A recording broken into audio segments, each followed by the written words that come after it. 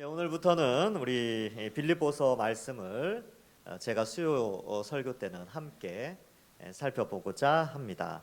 그럼 이 빌립보라는 도시는 아주 큰 도시였습니다. 특별히 로마 시민권자들이 많이 살고 있었고 또 유럽에 속하는 그런 도시입니다. 그래서 사도행전 16장에 보면 이 바울이 아시아에서 복음을 전할 때에 계속 아시아에서 이렇게 이동을 하기를 원하는데 환상 가운데 건너와서 우리를 도우라라고 하는 그 환상을 보고 하나님의 뜻으로 알고 마케도니아 지역 이제 그 유럽으로 건너가게 되지요. 그래서 이 바울이 탔던 그 배는 유럽을 변화시키는 복음을 들고 이제 이동을 하게 되는 그런 일이 사도행전 16장에 기록되어져 있습니다. 그래서 빌립보 교회가 세워지게 되는데 이 빌립보 성에는 사도행전 16장에 보면 자주장사 루디아가 있었죠. 요즘으로 치면 여자 사업가죠. 루디아를 통하여서 교회가 형성되는데 이 빌립보는 그만큼 유대인 회당이 없을 정도로 유대인이 별로 없었던 그런 도시입니다. 그리고 그 다음에 예수 믿은 사람이 누구냐면 귀신 들렸던 여종이 귀신이 쫓겨나면서 예수님을 믿게 되고 또 나중에 바울과 실라가 감옥에 갇혔을 때 찬송을 부르고 풀려났죠. 거기가 빌립보 도시입니다. 근데 간수가 회개하여 예수님을 믿죠. 그래서 사도행전 16장을 바탕으로 봤을 때 이 빌립보 교회 안에서는 먼저 이 그 루디아가 있었고 또 귀신 들렸던 여종도 있고 또 간수 그 감옥 간수 있죠. 그러한 사람들이 이 교회를 형성해서 든든히 세워져 가고 있었던 것입니다. 그래서 이제 복음을 전하고 사도 바울은 또 이동을 하지만 이 빌립보서는 이 감옥에서 썼던 옥중 서신이라고 하여서 이 감옥에 있을 때 이 빌립보 교인들이 이 얼마나 이 사도 바울을 잘 이렇게 섬겼는지 거기에 대한 감사의 내용과 또 여러 가지 이제 빌립보 교회 안에 있었던 문제들을 사도 바울이 지도해주고 있습니다. 그래서 디모데와 또 에바브로디도에 대한 이 그러한 청거도 나오는데 에바브로디도가 누구냐면 빌립보에 있는 사람이에요. 빌립보 교인인데 그가 이 연보를 가지고 이제 바울을 돕기 위하여 연보를 가지고 바울에게 도착하게 됩니다. 그래서 바울이 편지를 써서 보낼 때 에바브로디도가 이 일을 잘 감당했다라는 내용도 있고 또 이 에바브로디도라는 사람을 통하여서 빌립보 교회가 지금 어떠한 상황인지에 대해서 듣게 됩니다. 그래서 서로 분열이 있는 서로 막 다투고 이런 것도 있었고 두 번째로는 이단 사상이 들어와서 교회를 어지럽힌다는 사실을 알고 이 두 가지 큰 맥락에서 이 성도를 연합시키는 것과 또 이단 사상에 대적하여 교회를 바르게 세우는 이 두 개의 목적을 가지고 또 특별히 빌립보서를 기록하게 됩니다. 또한 그들에게 있었던 핍박의 문제도 다루면서 견고한 믿음을 가지도록 권면하고 있습니다. 사실 이 빌립보 교회가 처했던 모습은 역사 속에 하나님께서 세우신 그리스도의 몸된 교회에게 동일하게 주어졌던 모든 내용이지요. 그래서 얼마든지 교회 안에서도 분열이 있을 수 있고 또 이단이 침투하여서 아니면 거짓 사상이 침투하여서 교회를 어지럽힐 수 있었기 때문에 이러한 문제들을 우리가 빌립보서를 살피면서 함께 이 시대에 어떻게 교회를 바르게 세울 것인가, 그리고 어떻게 교회가 바르게 서 나가고 그 방향성을 가지고 교회가 평안하여 든든히 서갈 수 있을 것인가, 이 문제를 우리가 함께 고민하면서 본문을 살펴보겠습니다. 1절과 2절은 인사말인데 한번 보시면 그리스도 예수의 종 바울이라고 표현하죠. 보통은 사도라고 표현을 쓰는데 여기에서는 이제 종이라고 표현을 쓰고 있습니다. 그래서 철저하게 종의 마음으로 순종하는 마음으로 섬겼다. 그리고 바울과 디모데는 그리스도 예수 안에서 빌립보에 사는 모든 성도와 또한 감독들과 집사들에게 편지한다. 여기 이제 직분이 나오죠. 모든 성도, 감독들, 집사들. 여기 집사들은 이제 안수 집사, 시무 집사죠. 시무 집사들을 의미합니다. 그래서 교회의 이 서신서가 모든 성도들뿐만 아니라 특별히 지도자에 있는 자들에게도 이 메시지를 좀 강조하는 그런 내용으로 되어져 있습니다. 어쨌든 사도 바울은 여기에서 이제 자신을 종으로 표현하죠. 우리도 이제 그렇게 생각해야 됩니다. 우리도 예수님의 종, 하나님의 종, 이 개념이 필요한 것이죠. 그래서 오늘날에는 이제 종이 없는데 종 그러면 이제 100% 순종이죠. 주인의 말이라면 무조건 순종해야 되는 그 순종을 강조한다는 의미에서 이 종이라고 표현을 하고 있는데, 우리도 사실 하나님의 말씀에 순종하는 그런 종으로서 그 사명을 또한 감당해야 됩니다. 그래서 성경에는 우리의 정체성을 여러 가지로 설명을 해요. 여기에서는 종이라고 우리가 좀 생각해보고 적용해 볼 수 있고, 또 어떤 데는 제자 이 개념이 있고, 또 어떨 때 보면 아들, 딸, 자녀 개념이 있죠. 그리고 또 백성 개념도 있습니다. 이러한 여러 가지로 우리를 설명할 때는 그 단어의 의미를 좀 생각하면서 내가 지금 종의 직분을 잘 감당하고 있는가, 내가 아들로서의 하나님과의 관계가 유지되고 있는가, 내가 하나님의 백성으로서 언약 백성으로서의 삶을 살고 있는가, 이런 것들을 함께 생각해 보는 것이지요. 자, 이제 편지합니다. 편지를 하는데 2절에 보니까 이 유명한 구절 있죠. 이거는 서신서마다 나오는 건데 이거 나올 때마다 저는 참 기뻐요. 왜냐하면 보세요. 하나님 우리 아버지라고 돼 있죠. 하나님 우리 아버지세요. 아버지는 자식을 책임집니다. 자식이 아무리 커도요, 아무리 장성하여도 부모는 부모의 역할을 해요. 그래서 지금 이제 저도 이 신방을 이렇게 다녀보면 연세 드신 분들 이렇게 신방을 하면 자녀들이 벌써 다 장성했어요. 근데도요, 자녀들을 위한 기도하고 막 자녀들이 이미 독립해서 잘 살고 있는데도 자녀들을 위해서 기도하고 막 그러더라고요. 그게 부모예요. 그게 아버지죠.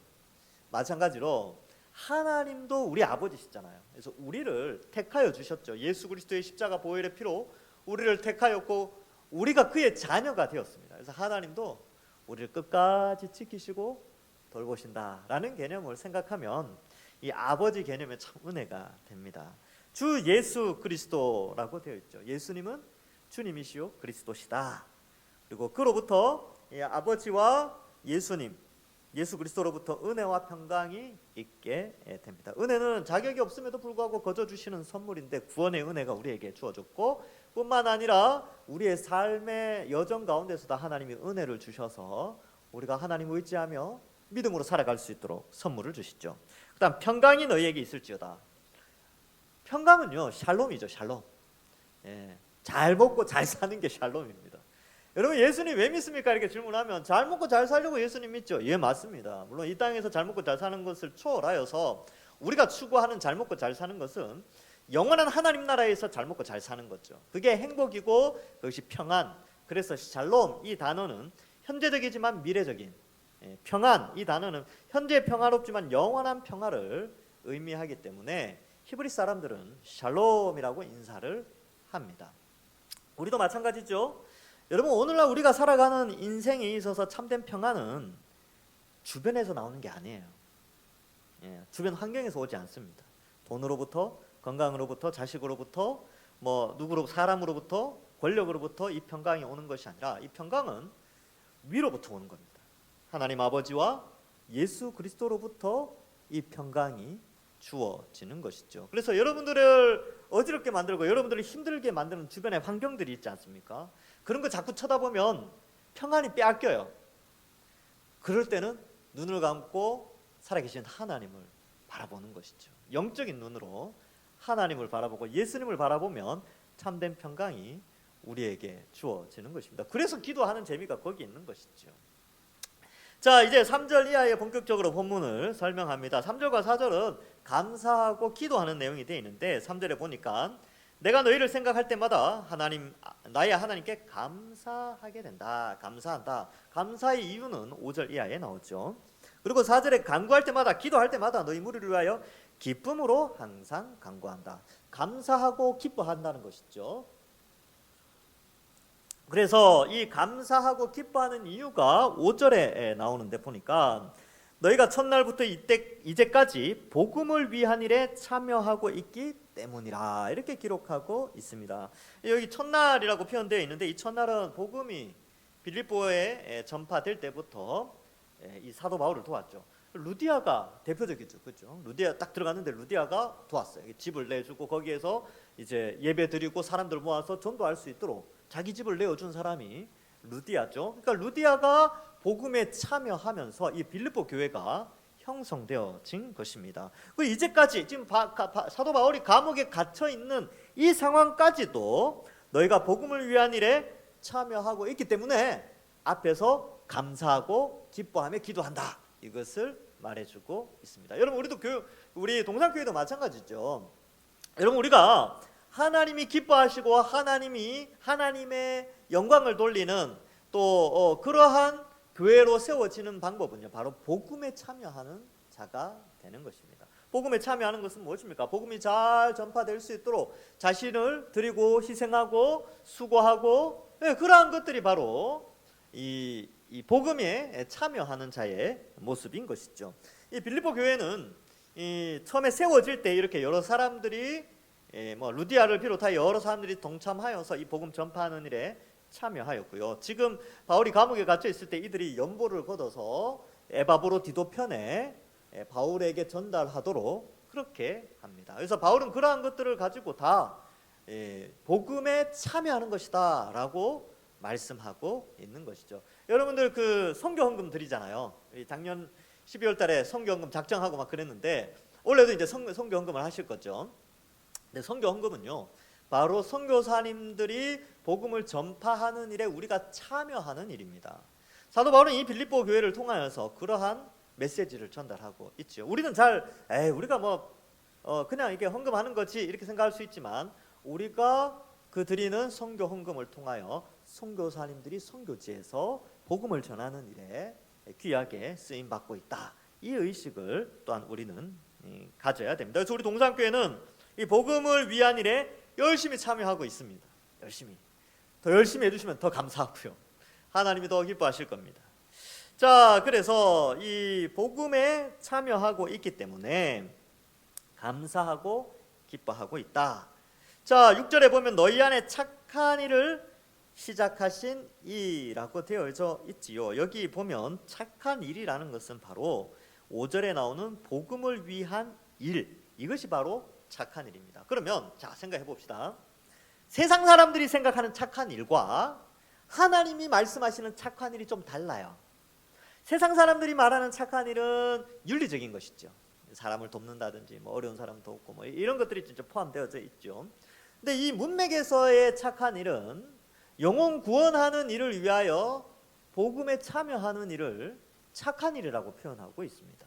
그래서 여러분들 마음속에 누군가를 품고 그 사람이 예수님 믿기를 바라고 믿음으로 잘 자라기를 바라고 이렇게 전도하는 그것이 바로 착한 일이래요. 그리고 누군가가 이 교회에 오면 그가 잘 정착할 수 있도록 도와주고 기도하고 협력하는 것, 그리고 봉사하는 것, 수고하고 헌신하는 것, 그것도 역시 착한 일입니다. 그래서 하나님이 착한 일을 우리는 많이 해야 하는 것이지요. 그래서 너희 안에 착한 일을 시작하신 이가 그리스도 예수의 날까지 이루실 줄을 우리는 확신하노라. 그래서 이 예수의 날까지, 그리스도 예수의 날까지는 주님이 재림하시는 날까지를 의미합니다. 그러니까 교회는 이 착한 일을 멈추면 안 됩니다. 이 착한 일이라는 것은 복음에 참여하는 일인데, 이 복음에 참여하는 일은 주님이 오실 때까지 이 일을 감당해야 되는 것이지요. 그래서 우리 동산교회도 마찬가지입니다. 우리가 나는 신앙생활 그냥 예배만 잘 참석하고 말래 이렇게 생각하실 분들도 있겠지만, 한 단계 조금 더 생각하셔서 이제 믿음이 조금 자란다면, 이제 믿음이 신앙생활 나만 잘할래라는 신앙에서 이제 나도 이제 복음에 참여를 해야 되겠네라는 형태로 흘러가는 것이 교회가 자라는 거예요. 그래서 우리 마음속에 그런 마음을 품는 거죠. 그러니까 이렇게 신앙생활이라는 그 이제 길이 있잖아요. 이렇게 1년 하고 2년 하고 3년 4년 5년 6년 이렇게 쭉 하면서 남들이 하는 거 보니까 저렇게 하니까 나도 저렇게 쭉 가면 되겠네, 그렇게 편하게 생각할 수도 있는데, 오늘 복음을 이 말씀을 생각해 보니까 이 복음에 참여하여 영혼 구원하는 일에 뛰어드는 이 일이 착한 일이요, 하나님이 기뻐하시는 일이고 감사할 일이라는 것을 안다면, 이제는 그냥 1년 이제 5년 10년 이렇게 신앙생활 쭉 하다가 나도 이제 영혼 구원하는 일에 내가 한번 애를 써봐야 되겠다. 그래서 전도 대상자를 정하는 거예요. 내 주변에 이 사람은 내가 이제 올해 혹은 내년에 꼭 예수님 믿도록 내가 기도하고 작전을 잘 세워서, 그죠? 이제 사과도 하나씩 주고 그리고 뭐도 이렇게 하나 주면서 전도하는 일에 그 사람한테 정성을 드리는 거예요. 그러니까 그러한 일들이 뭐냐면 착한 일이요, 복음에 참여하는 일이라는 것을 우리에게 말씀해주고 있습니다. 근데 이 일은 교회가 주님 오시는 그날까지 감당해야 합니다. 여러분 마음에 한번 생각해 보십시오. 야, 나는 지금 누구를 품고 복음에 참여할까? 누구를 예수님 믿도록 도와줄까? 복음에 참여하는 일에 어떻게 동참할 수 있을까? 그 대상자가 머리에 떠오릅니까? 가족일 수도 있고요, 가까운 친척, 친구일 수도 있습니다. 자, 7절에 보시면 내가 너희 무리를 위하여 이와 같이 생각하는 것이 마땅하니 이는 너희가 내 마음에 있음이며 나의 매임과 복음을 변명함과 확정함에 너희가 다 나와 함께 은혜에 참여한 자가 됩니다. 여기도 참여한다라는 표현이 또 나오지요. 근데 여기에 보면 너희가 내 마음에 있다 이런 표현을 썼죠. 이 사도 바울이 감옥에 있지만 빌립보 교인들에 대한, 빌립보 교회에 대한 사모함이 굉장히 컸습니다. 그래서 너희가 내 마음에 있다. 여러분 그거 기억나시십니까? 내 속에 네가 있다. 맞나요? 뭐 드라마 내 안에 너 있다. 아, 예, 그거죠. 내 안에 너 있다. 멋진 말이죠. 사도 바울이 원래 했던 겁니다. 사도 바울이 원조예요. 사도 바울이 빌립보 교인들에게 너희가 내 속에 있다 이렇게 말하는 것이죠.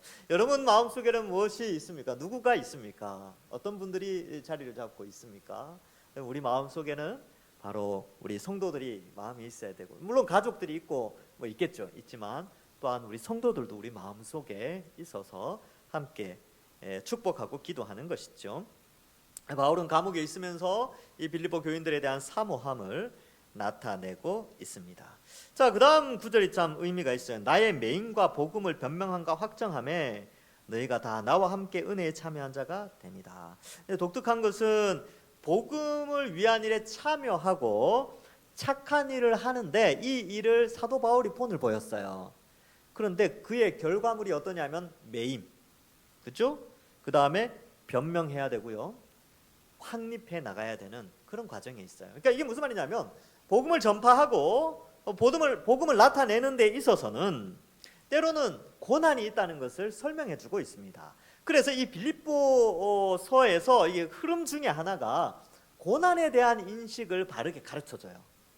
베드로전서에서도 이것을 굉장히 강조하죠. 금요 기도에 오시는 분들은 아실 거예요. 이 고난의 그 의미, 가치 부여를 해주는 것이 베드로전서인데 이 빌립보서에서도 그 내용이 나옵니다. 그러면 다른 성경책에는 안 나옵니까? 예, 다른 성경책에도 다 계속 나와요. 예수님 믿는 것 때문에 이 세상 가운데서 그리스도인들은 고난을 당한다라는 내용이 계속해서 반복됩니다.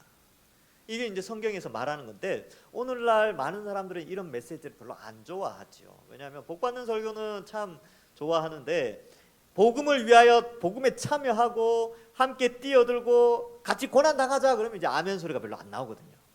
근데 그것은 이 성경의 메시지를 의도적으로 좀 이렇게 피하는 성향이 있어서 그런데 사실은 같이 뛰어들어야 돼요. 이 고난에 복음을 전하는, 복음에 참여하는 일로 말미암아 당하는 고난에 우리 모두가 함께 동참을 해야 합니다.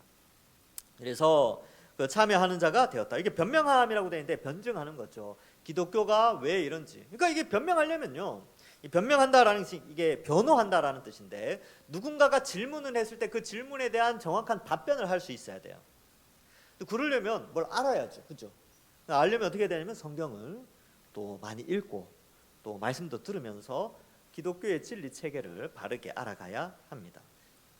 여기 뒤에 확정함이 나오는데 이게 확립하는 거죠. 복음이 어떻게 확립되는가 이런 것들을 사도 바울이 하였고 빌립보 교회도 그 지역 안에서 빌립보라는 도시 안에서 이 일을 감당하게 됩니다. 우리는요, 우리 동산교회는 이 지역 안에서 이 일을 감당하는 거예요. 어떻게요? 복음 전하는 것 때문에 매일 수도 있죠. 그러니까 어려움을 당할 수도 있어요. 그러나 우리가 그리스도인이므로 우리가 가진 복음에 대한 변호를 하고 전달하고 또 그 신앙을 확립해 나가야 하는 것입니다. 자, 여기에 대해서 이제 여기까지 사도 바울은 감사하고 기쁨으로 기도하는 내용을 설명하고 있죠. 그들이 복음에 참여하였고 바로 그들이 착한 일들 그리고 바울과 함께 이런 매임과 변명함과 그리고 확정함에 동참하였기 때문에 기뻐하고 또 기도하면서 감사하게 됩니다. 그래서 8절부터 11절까지는요 기도문이 나옵니다. 그래서 사도 바울이 너무 감사하니까 이렇게 기도하고 있는데 기도 내용을 한번 보겠습니다. 8절에 보면 내가 예수 그리스도의 심장으로 너희 무리를 얼마나 사모하는지 하나님이 내 증인이시나 라고 하면서 하는데 여기 표현이 참 재미있죠. 예수 그리스도의 심장으로 라고 되어 있습니다. 심장으로. 이 단어를 찾아보니까 실제 내장기관 혹은 심장 뭐 이런 뜻이 있어요. 그래서 이게 조금 관용적인 표현이 아닐까 뭐 그렇게 생각하는데 우리나라 말로 표현하면 이런 거죠. 내가 빌립보 교인들을 사랑하고 사모하는 것을 내 간이나 쓸개를 다 꺼내줘서 내가 증명하지 않았느냐 뭐 그런 뜻이에요. 그러니까 이제 2000년 전 사람이나 오늘날 우리나라 사람이나 비슷한 것 같아요. 이 사모하고 사랑한다는 표현을 다 끄집어내서 사랑한다 뭐 그런 의미로 쓰는 것 같아요. 이 사도 바울은 이 그리스도의 심장으로 사랑한다 이렇게 표현하고 우리는 뭐 간쓸게 다 이렇게 내줘서 사랑한다 이런 의미가 있지요. 그래서 내가 예수 그리스도의 심장으로 너희 무리를 얼마나 사모하는지라고 표현하고 있습니다. 그래서 이러한 사모하는 마음이 저는 이제 개인적으로 제가 이 본문을 묵상할 때 나는 동산교회를 얼마나 사모하고 있는가 그거 한번 생각해봤어요. 내가 교회 공동체를 이렇게 뜨거운 심장으로 사랑하고 있는가. 예수 그리스도의 심장. 예수 그리스도의 심장이 뭡니까? 교회를 위하여 자기의 목숨까지 내어주는 심장이었거든요. 나에게 이런 게 있을까? 한번 생각해봤습니다. 이 뜨거운 심장을 나도 좀 가지고 싶다. 그런 생각을 좀 많이 했습니다. 이 본문을 연구할 때. 여러분들은 어떻습니까? 여러분들의 심장, 여러분들은 그리스도의 심장으로 교회를 뜨겁게 사랑하고 있습니까? 저나 여러분들 더 사랑합시다. 지금도 사랑하시지만 저도 지금 사랑하죠, 당연히. 더 뜨겁게 한번 사랑해 봅시다. 이게 본문을 보니까 더 하나님 이 심장이 더 뛰는 것이 교회를 사모하는 마음이 더 크게 있게 해주십시오. 제가 사모하는 것 이상으로 우리 성도님들 사랑하고 또 성도님들도 저의 사랑처럼 같이 교회 공동체를 사모하는 그런 아름다운 우리 동산교회가 되게 해주십시오. 이렇게 기도가 나오고 적용이 되어졌습니다. 그래서 얼마나 사모하는지 하나님이 내 증인이시라. 그래서 제가 여러분들을 어떻게 사랑하는지 하나님이 증인이시죠. 여러분들이 교회를 얼마나 사랑하시는지도 하나님이 증인이십니다. 다른 사람이 이건 증거로 서줄 수가 없죠. 왜요? 사람 마음을 읽을 수 있는 분은 하나님밖에 없으니까. 자, 그래서 우리도 이러한 사모하는 마음으로 우리 동산교회를 그렇게 귀하게 여겨야 하는 것입니다. 자, 그래서 9절에 내가 기도하노라 이제 나오죠. 이제 기도한다라고 되어 있는데 이 기도의 제목이요, 사실 우리 교회에 있어야 될 기도 제목입니다. 빌립보 교회의 기도의 제목이죠. 우리 교회에 있어야 될 기도 제목이고 옆에 있는 교회에 있어야 될 기도 제목이고 앞에 있는 교회도 이 기도 제목으로 뒤에 있는 교회도요 이 기도 제목으로 다 교회가 세워져야 됩니다. 한번 볼까요? 내가 기도하노라 너희 사랑을 지식과 모든 총명으로 점점 더 풍성하게 하사. 여러분 여기 보면 이제 사랑이라는 단어에 포커스가 가죠. 왜냐하면 앞에 그리스도의 심장, 사모함 이런 것들이 나왔기 때문에 여기 사랑이 나오는데 근데 이 사랑이 점점 더 풍성해지는 수단이 뭔지 한번 보세요. 사랑을 지식과 모든 청명으로 더 풍성하게 하사 이렇게 되어져 있지요. 그러면 여기에서 우리가 생각해 볼 수 있는 게 여러분 교회를 사랑하잖아요. 교회를 사랑하라고 제가 말씀을 하죠. 근데 교회를 사랑하라고 한다고 그게 감정이 남이 이야기한다고 사랑이 생깁니까? 안 생겨요. 그러면 어떻게 사랑을 하느냐? 그것은 바로 여기 나온 것처럼 지식과 모든 청명으로. 이 말은 뭐냐면 하나님의 말씀에 대한 지식 또 성도들을 서로 알아감으로 말미암아 그 사랑이 더 풍성해진다는 것을 말해주고 있습니다. 그래서 이게 아주 독특한 것인데 여러분 보통 사랑 그러면 이게 감정용어로 쓰이거든요. 감정, 사랑의 감정. 근데 성경에서 사랑을 이야기할 때는 항상 지식과 연결되어 있어요. 지식을 바탕으로 한 사랑이에요.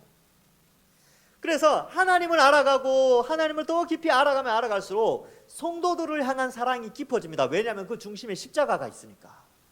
우리가 하나님을 사랑하는 과정 가운데 십자가를 믿고 예수 그리스도의 십자가를 믿고 하나님을 사랑하게 됐잖아요. 근데 그 십자가를 바라보면 내 주변에 있는 형제를 또 사랑할 수밖에 없다니까요. 왜요? 그 십자가를 지시기 위하여 내 옆에 있는 사람의 죄의 형벌을 대신하여 예수님이 죽으셨기 때문에 그 십자가를 바라보면 내 형제 자매를 사랑하지 않을 수가 없어요.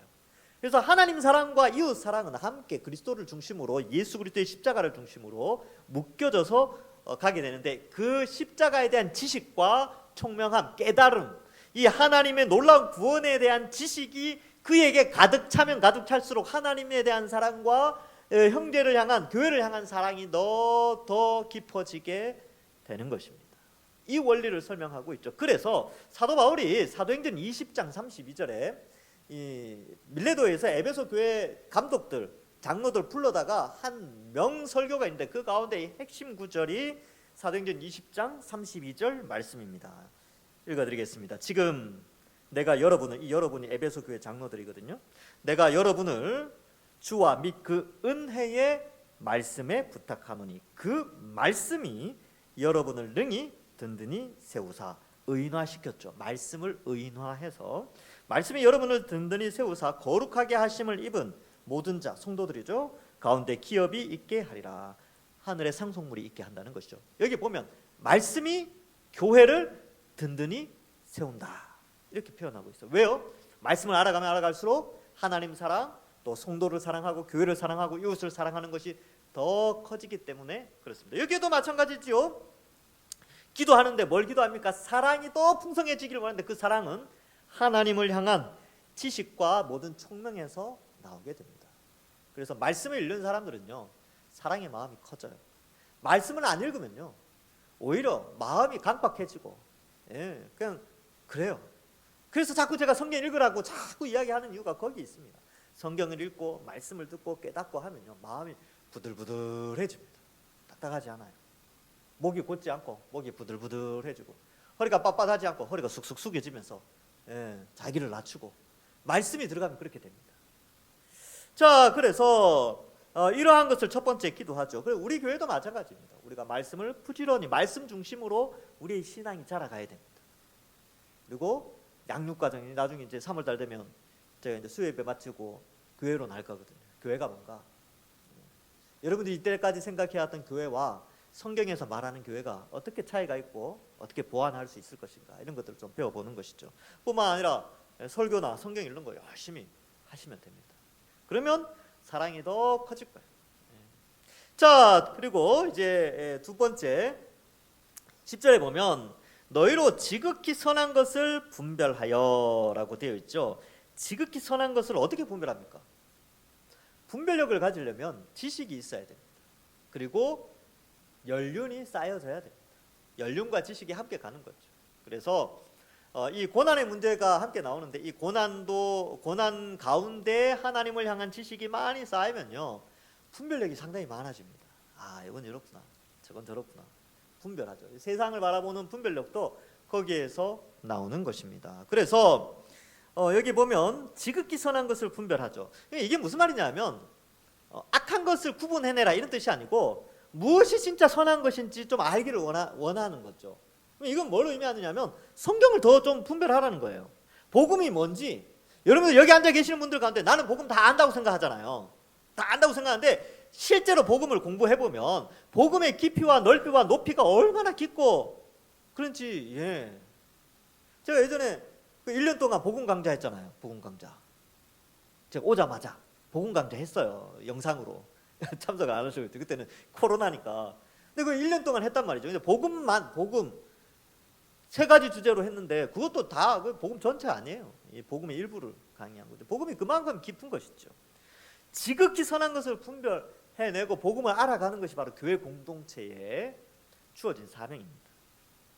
또 진실하여 허물 없이 그리스도의 날까지 이르고, 여기 진실하다라는 단어가 좀 중요한데, 이 진실하기 위해서는요, 말씀을 부지런히 살피는 가운데 거짓말하지 않는 훈련을 해야 됩니다. 속이지 않는 훈련. 그래서 교회도 마찬가지죠. 교회도 늘 있는 그대로만 나타내면 됩니다. 감추고 뭘 이렇게 하려고 하고 뭘 이제 좀 이렇게 하다 보면 그때부터 골치 아파져요. 그때부터 문제가 발생합니다. 있는 그대로 해야 돼요. 있는 그대로. 그래서 이러한 과정들이 진실해야 합니다. 늘 참된 말을 하려고 하는 훈련과 진실하려고 노력하는 훈련을 해야 합니다. 저나 여러분들도 마찬가지죠. 근데 우리가 언제 잘 진실하지 못한 줄 아세요? 우리가 잘 진실하지 못할 때, 돈과 관련돼 있을 때, 그때는 진실하지 않아요. 있는 걸 다 까버려도요. 예. 근데 끝까지 숨기는 것 중에 하나가 돈과 관련된 게 있을 때가 있어요. 그럴 때 그걸 훈련해 보십시오. 이제 우리가 익숙해져 있어요. 그게 돈과 관련해서 이제 자신을 이렇게 커버하고 방어 체계, 자기 방어 기제라고 하죠. 그걸 이렇게 하는 것이 굉장히 강한 시대에 우리가 살고 있어요. 예, 제가 안다니까요. 그런데 한번 훈련해 보십시오. 그 강력한 방어막을 조금 얇게 만드는 훈련, 조금 더 진실해지는 훈련, 돈에 있어서 조금 더 진실해지는 훈련을 한번 해 보십시오. 굉장히 유익합니다. 하나님 앞에서. 그리고 남은 생이 길지 않지 않습니까? 여러분 얼마 안 있으면 살아온 인생보다 주님 만날 인생이 더 짧아요. 어떤 면에서는. 그렇죠? 저도 그렇습니다. 저도 제가 살아온 인생보다 주님 만날 시간이 더 짧아요.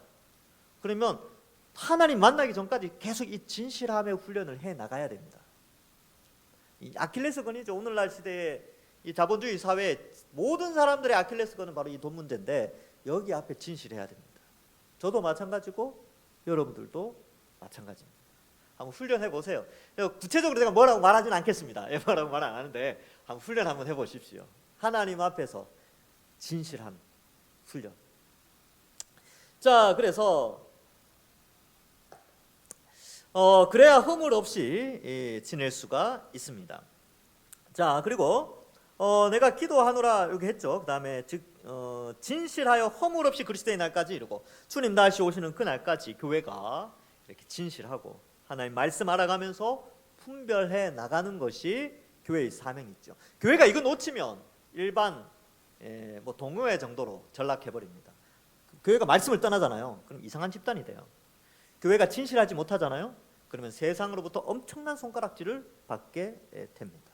그래서 교회는 어떻게 쓰든지 진실함과 순결함과 정직함을 유지하면서 세상으로부터 덕스러운 삶을 살아가야 하는 것입니다. 자, 그래서 11절에 보면 이제 마지막으로 예수 그리스도로 말미암아 의의 열매가 가득하여 하나님의 영광과 찬송이 되기를 원하노라 이렇게 기록하고 있지요. 여기 보면 그리스도로 말미암아 의의 열매를 맺습니다. 그러니까 이게 뭐냐 하면 교회가 열매를 맺어요. 교회가 열매를 맺는데 영양분을 어디서 공급받느냐 하면 예수 그리스도로 말미암아 영양분을 공급받아서 열매를 맺는 거죠. 예수님이 요한복음 15장에서 말한 것처럼 포도나무 비유죠. 너희가 나에게 붙어 있으면 너희가 열매를 맺을 것이다. 나는 포도나무요 너희는 가지니 그가 내 안에 내가 그 안에 있으면 그는 많은 열매를 맺죠. 교회가 마찬가지입니다. 교회가 그리스도로 말미암아 의의 열매를 맺는데 이 교회가 맺어가는 이 의의 열매라는 것은 성령의 임재로 말미암아 맺어지는 열매예요. 성령의 열매라고도 많이 말씀을 하죠. 그런데 잘 생각해봐요. 우리가 이제 원리를 잠깐 설명해 드릴까요? 예수님 믿기 전에는 죄인이었죠. 근데 하나님의 은혜로 택함을 받아서 성령의 인도함을 받아 복음을 듣고 회개하여 믿음으로 그리스도와 연합됩니다. 그러면 그리스도가 예수님만이 가지고 있던 의가 우리가 그리스도와 연합되니까 그 의가 우리에게 딱 전달되어져요. 이걸 의의 전가라고 말씀을 드렸죠. 그러면 의가 우리에게 전달되어졌으면 의가 전달되어졌다는 증거가 우리의 삶에서 나타나게 됩니다. 그 삶에서 나타나는 의의 증거를 의의 열매라고 하는데 다른 말로는 성령의 열매라고도 말합니다. 그래서 이 갈라디아서 5장 22절과 23절에는 오직 성령의 열매는 사랑과 희락과 화평과 오래 참음과 자비와 양성과 충성과 온유와 절제니 이 같은 것을 금지할 법이 없느니라 라고 말씀하고 있는데 여기 나오는 열매들을 잘 보세요. 이 열매들은 삶과 연결되어 있어요. 삶. 실제적인 우리의 삶의 모습과 관련되어 있다니까요. 그러니까 성령이 충만하여서 그 충만한 성령의 충만으로 열매를 맺게 되죠. 근데 그 열매가 감정이나 느낌이 아니고 윤리라니까요. 하나님의 백성의 삶과 관련돼 있어요. 그러면 질문을 던져볼게요. 성령 충만은 무엇입니까? 라고 질문을 했을 때 성령 충만은 짜릿한 감정이나 뭐 깨달음 이런 것보다는 오히려 이런 거 아닙니까? 이런 거 여기 나오는 거 사랑과 희락, 화평, 오래 참 이거 다 우리 삶과 관련돼 있어요. 이것은 주일날만 관련된 것이 아니라 월요일부터 토요일까지 다 포함한 일주일 다 우리의 일상의 삶 속에서 오래 참은 자비와 양선과 충성과 온유와 절제라는 인격으로 드러나는 삶의 행위가 의의 열매요. 그것이 바로 성령의 충만입니다. 많은 사람들이 성령 충만 그러면 막 감격해서 막 하는데, 그때도 성령 충만하죠. 그때 그죠? 하나님 찬양하고 예배하는 그것도 성령 충만이죠. 그런데 성경에서 성령 충만이라고 했을 때는 그러한 내용들보다는 우리의 삶의 윤리를 지적하고 있어요. 그러니까 그게 성령 충만이죠. 근데 예배는 뜨겁게 드리고 주여 하고 막 감격하고 눈물 흘리고 하는데 월요일부터 토요일까지 막 엉망으로 살아. 그 사람은 성령 충만한 삶이 아니에요. 그냥 그 사람은 그냥 그 종교적인 감흥에 잠시 빠져 있었던 사람이죠. 성령 충만은 평일에서 좌우됩니다. 그것이 바로 성령 충만이죠. 왜냐하면 성령의 열매, 의의 열매, 이 모든 것이 성령이 없으면 맺어질 수 없고 그리스도를 중심으로 하지 않으면 맺어질 수 없는 것이기 때문입니다. 그렇게 의의 열매, 그리스도의 의가 우리에게 전달되어졌으니까 당연히 우리는 열매를 맺죠. 즉 그리스도 포도나무 대신 그리스도로부터 영양분을 공급받았으니까 우리는 당연히 포도 열매를 맺듯이, 좋은 나무는 좋은 열매를 맺죠. 우리는 예수님께 붙어 있는 가지니까 당연히 좋은 열매를 맺는데 그 열매의 이름이 의의 열매, 성령의 열매 이렇게 되는 것입니다. 근데 그 열매가 느낌이 아니라 실제적인 삶과 연결되어 있다라는 것을 우리는 생각해 볼 수 있습니다. 그래서 그걸 기도하고 있어요. 그렇게 하면 하나님의 영광과 찬송이 된다라는 것이죠. 교회가 칭찬받고 하나님 앞에 영광 돌리는 것이 바로 이 의의 열매를 맺어갈 때에 교회는 하나님으로부터 하나님께 영광을 돌리고 하나님을 찬양하게 되는 것입니다. 그래서 우리가 노래하면서 영광 돌리는 것도 중요한데 이런 열매를 통하여서 하나님께 영광을 돌리고 하나님을 찬양하는 것이 너무너무 중요하다. 이 성경적 원리에 해당된다라는 것입니다. 아무쪼록 우리 모두가 이러한 것들을 신경을 써야 되겠죠. 말씀을 맺습니다. 여러분, 이 빌립보서의 앞부분에 사도 바울이 기록하는 내용은 그거예요. 감사한다. 내가 기뻐하고 기도하는데 너희들 내 복음 전하는 일에 동참했구나. 너무 감사하다. 이 표현은 즉 교회가 복음 전하는 일에 동참해야 된다라는 것과 뒤에 기도의 내용을 보면 말씀을 풍성히 알아가서 이제 다음번에 또 이야기 나요. 이게 말씀을 굉장히 강조합니다. 말씀이 풍성히 가할 때에 사랑이 넘친다. 교회는 사랑이 넘쳐야 된다. 그리고 그 말씀이 풍성함으로 말미암아 분별하면서 의의 열매를 맺어가야 된다. 그것을 위해서 기도하고 있는데 이 빌립보 교회를 향한 사도 바울의 기도가 우리 21세기를 살아가는 우리 동산교회 안에 이 기도가 성취되어져서 우리도 하나님께 영광 돌리고 하나님을 찬송하며 의의 열매 맺으며 복음에 동참하여 하나님께 칭찬받는 우리 모든 주의 백성들 되기를 주님의 이름으로 간절히 축원합니다. 기도하겠습니다. 하나님 아버지 은혜를 감사합니다. 우리를 택하여 구원하여 주시고 하나님 자녀 삼으시며 특별히 복음에 동참하는 사역을 감당하게 하여 주시니 감사합니다. 하나님, 이제 우리가 더욱더 말씀을 가까이하여 사랑에 깊이 있게 교회 공동체가 세워지게 하시고 사랑으로 말미암아 교회가 든든히 서나가고 말씀을 부지런히 살핌으로 말미암아 진리를 분별하며 더욱더 진실하게 거짓을 버리며 살아가는 저희들 되게 하시고 특별히 그리스도로 말미암아 의의 열매 많이 맺는 저희들 다 될 수 있도록 우리 동산교회 되도록 축복하여 주옵소서. 감사드리옵고 예수님의 이름으로 기도하옵나이다. 아멘.